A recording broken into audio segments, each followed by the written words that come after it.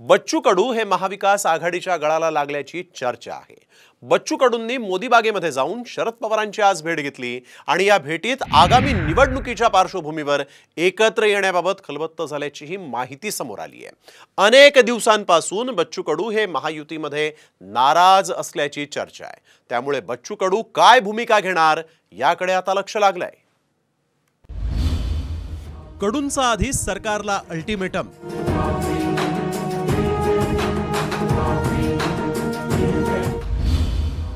आता शरद पवारांची भेट।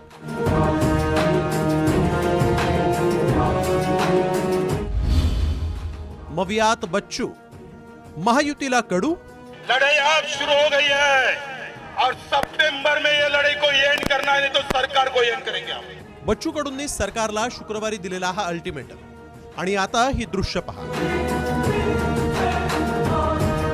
पाहिलीत ही दृश्य संभाजीनगरमध्ये शिंदे सरकार विरोधात एल्गार पुकारलेल्या बच्चू कडूंनी 24 तास उलटत नाही तोवर थेट पोहोचले ते पुण्यातल्या मोदी बागेत। त्यांनी पवारांची भेट घेतली। त्यामुळे एकनाथ शिंदेंच्या बंडानंतर महाविकास आघाडीपासून दूर गेलेले बच्चू कडू पुन्हा परतीच्या वाटेवर जातात की काय अशी चर्चा सुरू झाली आहे।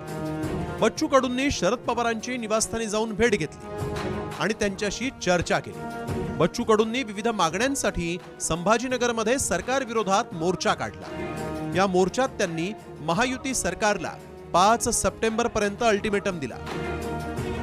मात्र या अल्टिमेटम पूर्वीच बच्चू कडूंनी महाविकास आघाडीच्या नेत्यांच्या भेटीगाठी सुरू केल्या आहेत। त्यावरून मविया आणि महायुतीतून प्रतिक्रिया उमटल्या।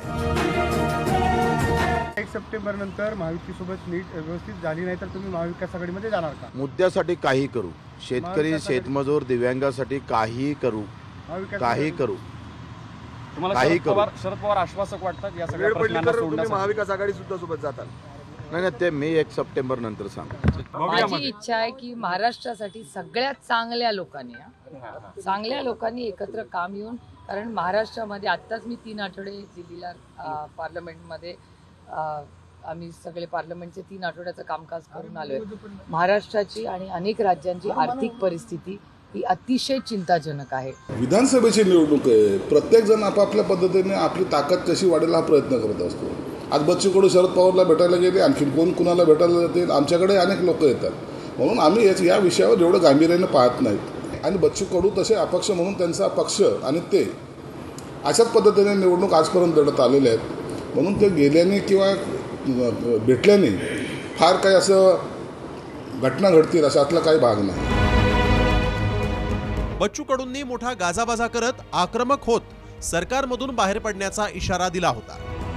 मात्र त्यांचा हा इशारा पावसात वाहून गेल्याचं दिसलं, कारण यापूर्वी अनेकदा बच्चू कडूंनी महायुती सरकारला इशारा दिला।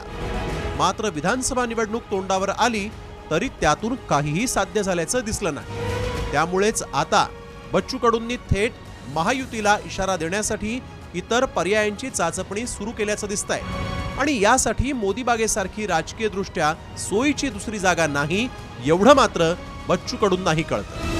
ब्युरो रिपोर्ट, साम टीव्ही।